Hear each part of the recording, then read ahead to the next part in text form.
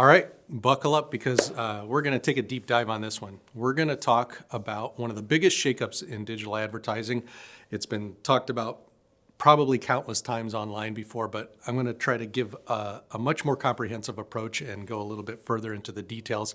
We're talking about the iOS 14 privacy changes, which already have happened quite some time ago. But this whole thing turned out a lot of marketers and business owners upside down. I mean, and if you're thinking like, wait, I've heard about this, but I still don't get the full picture, you're not alone. But I'm hoping by the end of this, I want you to have a solid understanding that you can impress any marketing nerd or sit comfortably with your local business peers and explain exactly what went down and, more importantly, why it matters and what to do about it, right? So, let's start from the beginning. And I mean really the beginning. So Apple didn't just wake up one day and say, we're going to screw with advertisers, even though it kind of feels that way. But this has been building for years, starting with the global shift in how we think about privacy, right? You probably heard about stuff like GDPR in Europe, right? We all see those little pop-ups for cookies and things like that. That's what we're talking about. That's a general data protection regulation. It basically changed the way companies collect and store data on European citizens. And then you've got the California Consumer Privacy Act, CCPA, which covers a similar idea for residents of California. We started seeing big headlines about data breaches, everything from Equifax to, remember, Facebook's Cambridge Analytica scandal.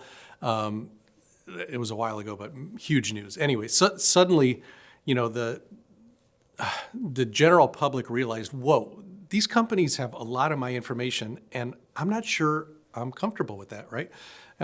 Apple jumped on that wave big time. So they were like, look, we want to differentiate ourselves from the Googles and Facebooks of the world. We make our money selling hardware at a premium, not by monetizing user data like the other guys. So from a branding perspective, it was a brilliant move. I mean, Apple positioned itself as the champion of user privacy, and it wasn't all talk. They started rolling out privacy features in Safari, limiting third-party cookies, introducing features like intelligent tracking prevention, ITP. But iOS 14, yeah, that was the big one that really set the advertising world on fire. And I mean like on fire. Anyway, so let me explain iOS 14 in more detail. When you open an app, sometimes it'll say, this app wants permission to use your location, or this app, wants permissions to send you notifications.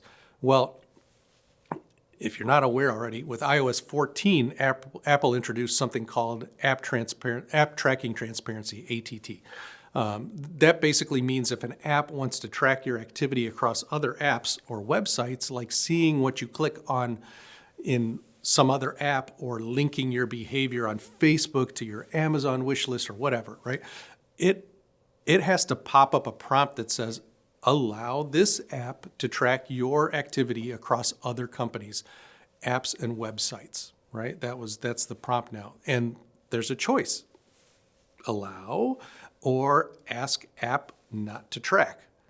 And okay, here's the kicker, right? Before this prompt existed, apps could use something called IDFA, Identifier for Advertisers, to silently track users without explicitly asking for that specific permission. They'd use IDFA to build audiences, do remarketing, run those super specific ad campaigns that you sometimes feel like you're like they're reading your mind, right? I mean, we've all seen this stuff. Like you're always kind of like, Jesus, why did this ad pop up after I talked about it even, or something like that?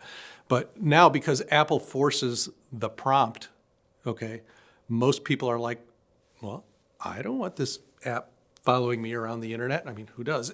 And they will most likely select Ask App Not to Track. Only around 15 to 20% of users opt in, which means 80 to 85% are effectively opting out. I think it's far more than that, but that's one of the stats that has been taken out there. But anyway, either way, it's an enormous chunk of data that advertisers used to rely on that is now gone. So let's let's put that in perspective, right? Take, for instance, you're a local bakery that used Facebook ads to get more customers, or maybe you're an e-commerce brand that relies on super targeted ads to find the right audience. Your ability to reach people based on past behaviors or track whether they actually purchased has taken a massive hit. It's like somebody turned off a giant switch in the background. All of a sudden, you're not getting the same feedback loops, and information telling you which ads are successful. So your data in Facebook Ads Manager or Google Ads might look wonky or incomplete. Maybe you used to see like 50 conversions per day that were reported, and now it says 20, even though your sales haven't changed that much, right?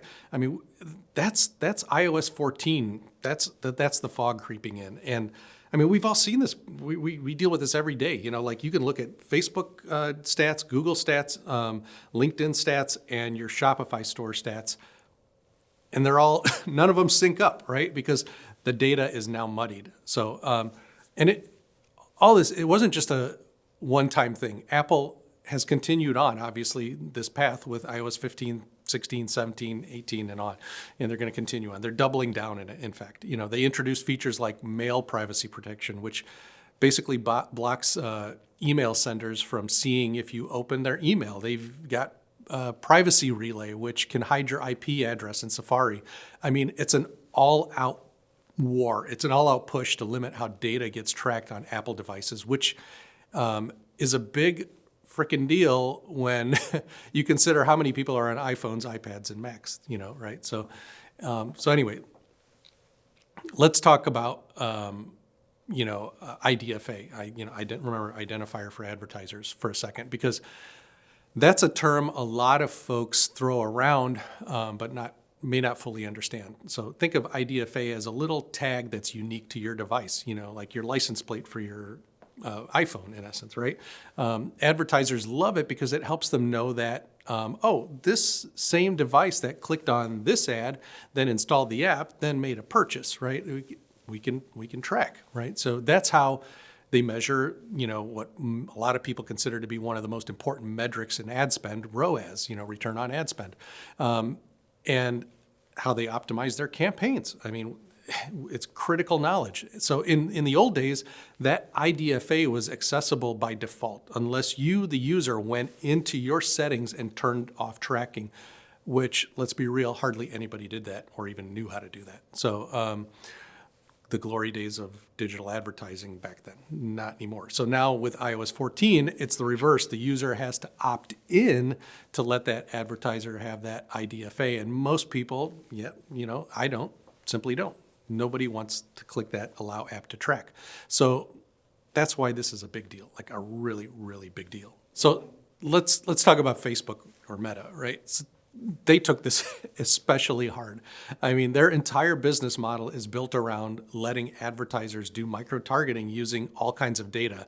I mean, geez, man, nobody knows people better than Facebook. Like they probably know more about you than you know yourself. So they freaked out publicly, took out full page ads saying Apple's changes would hurt small businesses, even implied that it would screw up the quote unquote free internet because so much of the web is subsidized by targeted advertising, right? We get a lot of these free services, like nobody pays for Facebook, right? Because it's subsidized by advertising.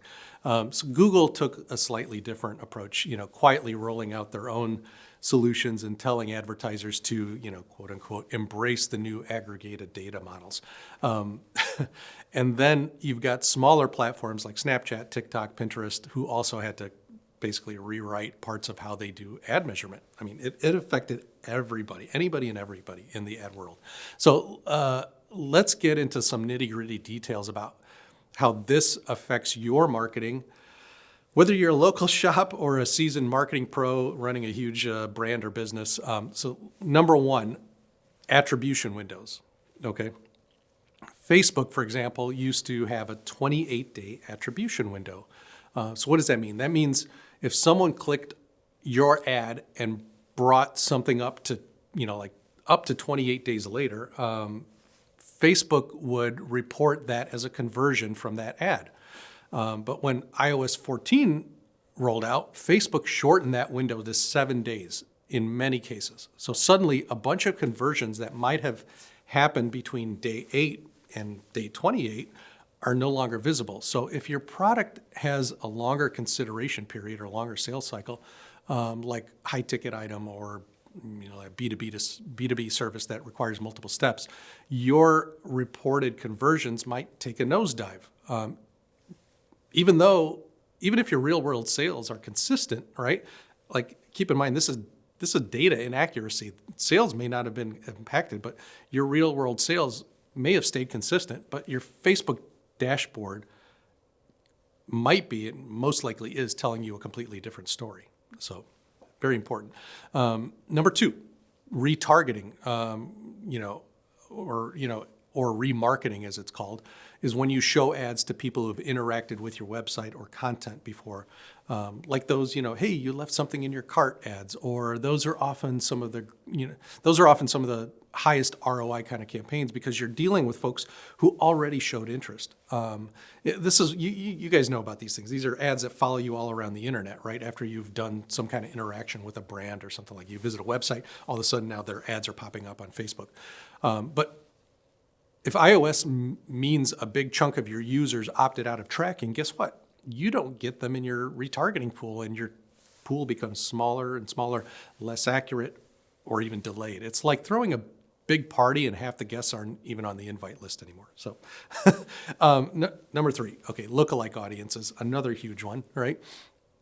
This is a big one for Facebook advertisers in particular. A lookalike audience is basically the platform saying, oh, you have a customer list of 1,000 people who bought from you. Let me, Facebook, go find millions more people who are just like them, right? In terms of demographics and maybe purchasing behavior and whatnot, right? Because Facebook knows people so well, it was very easy to get fantastic lookalike audiences that were highly effective.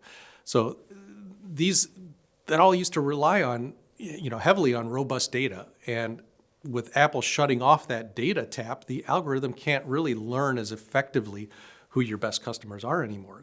And what's the result? Your lookalike audiences might not perform as well, or might not be as big, as fine-tuned as before. Okay, number 4, reporting delays and gaps. So Facebook and other platforms introduced aggregated event measurement, AEM. A lot of acronyms, which is basically a more privacy-friendly way to track events in groups rather than individually. It helps ensure that, hey, we see that 50 purchases happened in aggregate, right? But we might not know exactly which user did it. So that means your reports might not update in real time. You might see conversions that come in a few days late, or in a lump sum, or they might be attributed differently than before. So for a marketer used to real-time optimization, it's like driving a car on the highway with a speedometer that updates every few minutes instead of constantly, right?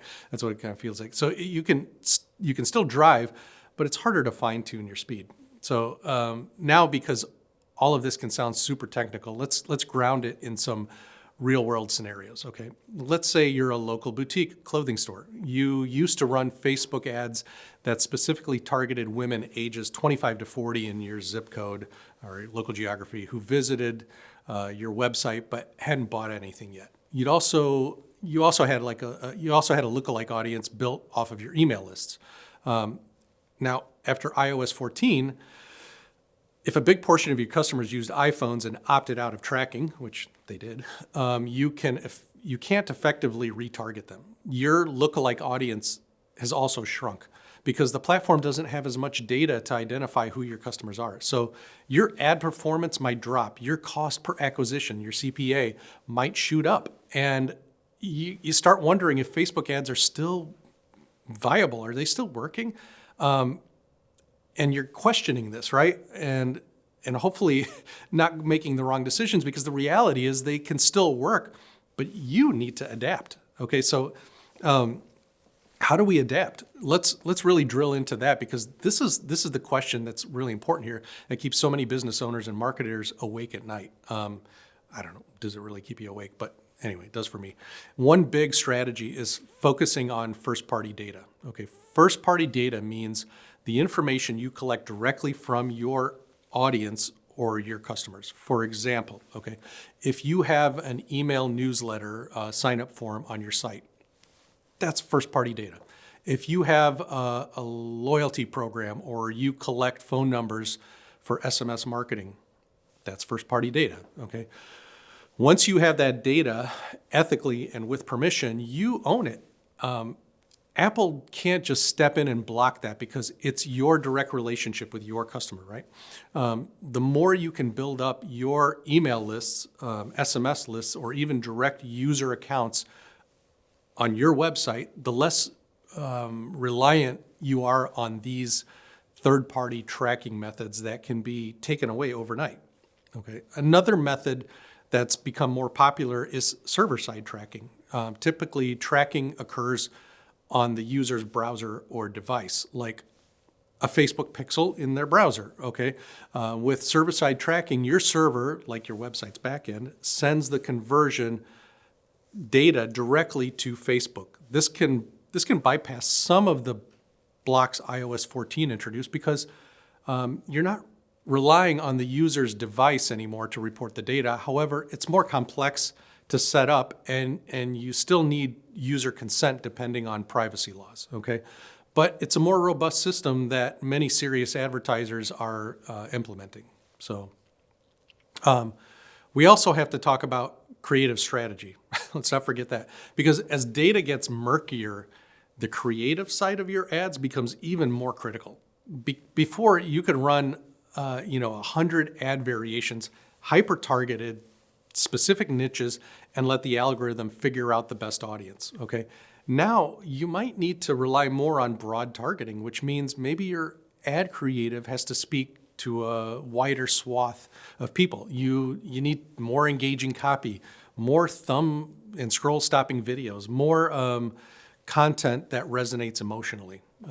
So it really puts creative in a much more prominent place than it ever used to be before. Essentially, you need your ads to do more of the heavy lifting because your data signals that used to do a lot of that optimization are pretty much weaker now. And it's almost like going back to old school advertising principles. I mean, seriously, we've gone full circle here if you think about it.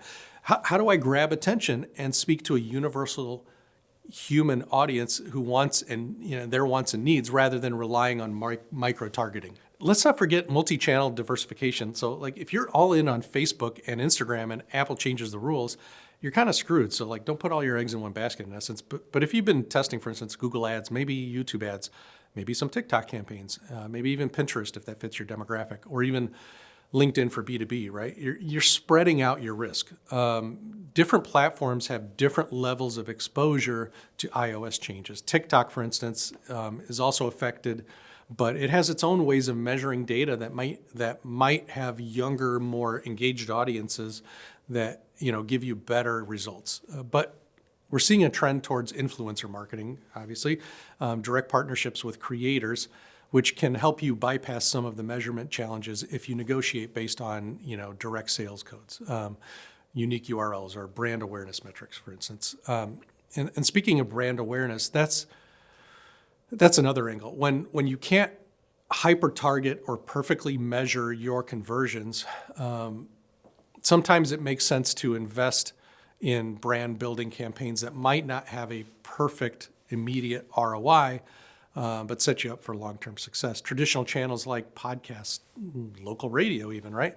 Don't forget about these things. Or even old school print ads can come back into the mix, okay? It just depends on your business and really, what makes sense. But obviously you don't want to blow your entire budget on stuff that is impossible to measure, but it's part of a balanced approach. Maybe 70% digital, 30% brand building, or whatever that ratio that makes sense for your brand and your market and your ecosystem, right? The point is, the iOS changes can be a wake-up call that you shouldn't rely on, one pixel for everything, okay? Now, is all this spell doom and gloom? Not necessarily.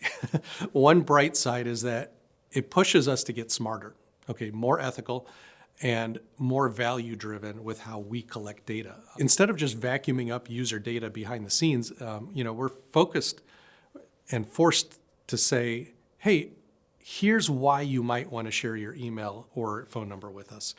Here's the benefit you get, maybe a discount or maybe exclusive content or a community experience, okay? That fosters trust, okay? And trust in marketing is gold. It's your customers. If your customers trust you, they're more likely to opt in, more likely to stick around, and more likely to buy again, okay? Huge point there. Okay, so we've also seen the marketing world respond by building new tools. For instance, Facebook introduced that aggregate event measurements.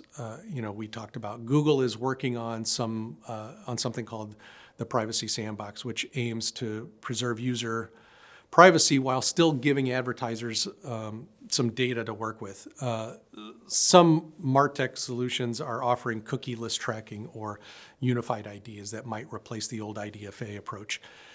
This stuff is evolving so quickly that by the time you watch this, there might be another new solution out there. But the lesson is we're in a period of flux, and if you're adaptable, you can still thrive. I mean, that's marketing forever ago, right? You're always adapting.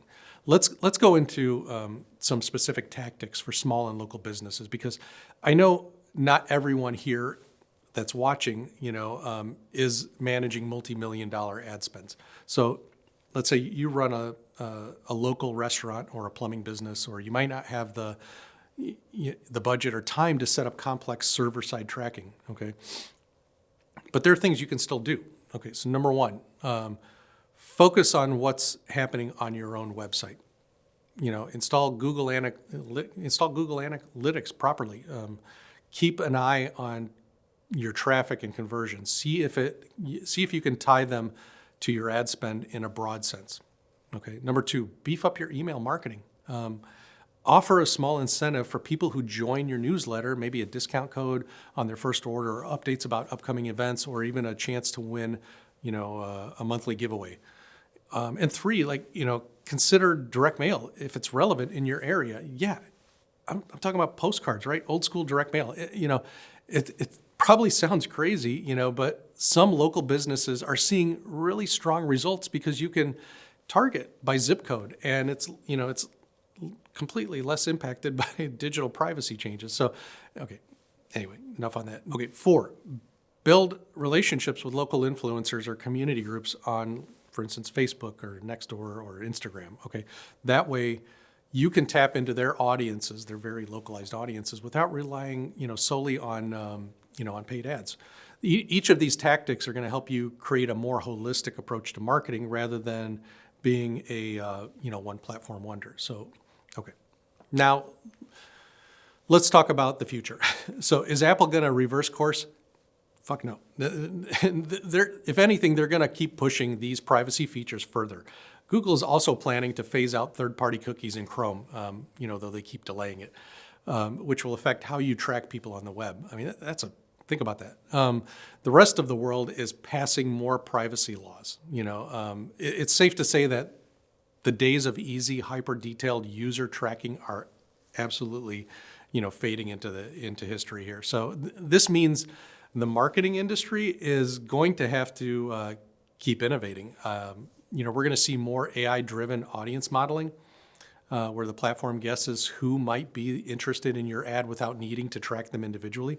We're going to see more reliance on first-party data, which will be a major competitive advantage for businesses that have direct relationships with their customers. And, we might even see new social platforms pop up that promise a better balance between privacy and advertising, okay? So future, we'll see what the future holds. So if there's one thing I want you to remember is that marketing is still marketing. The fundamentals, know your audience, have a compelling offer, communicate it effectively. That has not changed in 50 plus years, okay? It's the same stuff you saw in Mad Men, it still applies today. And they don't want to, and they won't change just because Apple updated iOS, okay? What changes is the tactics. If you relied too heavily on tactics that are now obsolete or diminished, you need to pivot, plain and simple. That might mean learning new tools, hiring somebody who understands server-side tracking, rethinking your budget allocations, or just accepting that your Facebook ads are going to look different. Don't panic, adapt, okay? In practical terms, you might want to do an audit of your marketing funnel. Ask yourself, where do we collect data? How are we segmenting our audiences? Is there a step where we can capture user consent more explicitly so that we can legally and ethically track them, okay? Also, stay updated on the changes from each of these platforms. Facebook's Business Help Center has a whole section on iOS 14. Google Ads has guides on how to prepare for a cookieless future. Yeah, it's a pain. And yes, it sometimes feels overwhelming, but if you follow these official recommendations, you're going to be in a better spot than just ignoring it and hoping it goes away, which it's absolutely not going to. So I want to emphasize that this shift can actually be great for the user experience. I mean, if you put yourself in your consumer shoes, I mean, we're all consumers at the end of the day. Do you really want every single click you make to be tracked across the internet without you knowing? Probably not, right? So being transparent about, customers and being transparent with customers about how and why you collect their data can actually build goodwill, okay? And that's all good for everybody. So people appreciate honesty. If you say, hey, we'd love to send you personalized offers and tips. We promise not to share your info with any sketchy third parties or sketchy or non-sketchy third parties. A lot of folks will say, sure, that's cool, okay? Because they see the value. But if you just track them in the shadows, it's going to feel invasive, and over time that's going to backfire. So we can go on and on because there's a lot more we can unpack, like how big brands are coping, how data modeling is becoming more important, what the new metrics like Facebook's estimated conversions actually mean, and how to interpret them. But I think for this session, we've covered the bulk of what makes this iOS 14 change such a game changer. It's not just a little technical footnote. It's a tectonic shift that has forced marketers to evolve. Okay, so let's recap in real plain language. Apple introduced a privacy prompt in iOS 14 that basically tells users you can let this app track you or not. Most people say no. Without that tracking data, advertisers can't do a lot of the magic that they used to do, like detailed retargeting, accurate attribution, or building solid lookalike audiences. That means if you're marketing a product or service online, you have to adapt by collecting first-party data. Okay, implementing new tracking methods, focusing on creative strategies, and possibly even diversifying your ad channels. Okay, so it's not the end of the world, but it certainly is the end of the old way of doing things, and that is likely just the start of broader changes to come. So,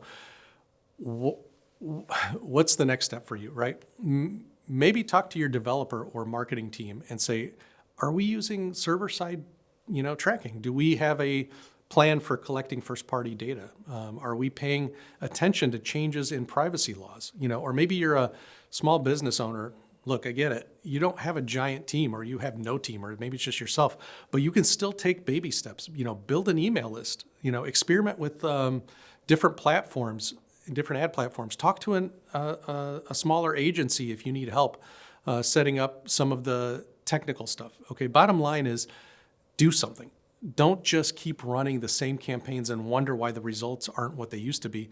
Or even worse, don't get confused by all of this and just shut everything off because you think it's not working, because the data may not be accurate as it used to be. So you got to take a smarter and bigger picture here. So if you want more resources, I would recommend checking out Apple's official developer site.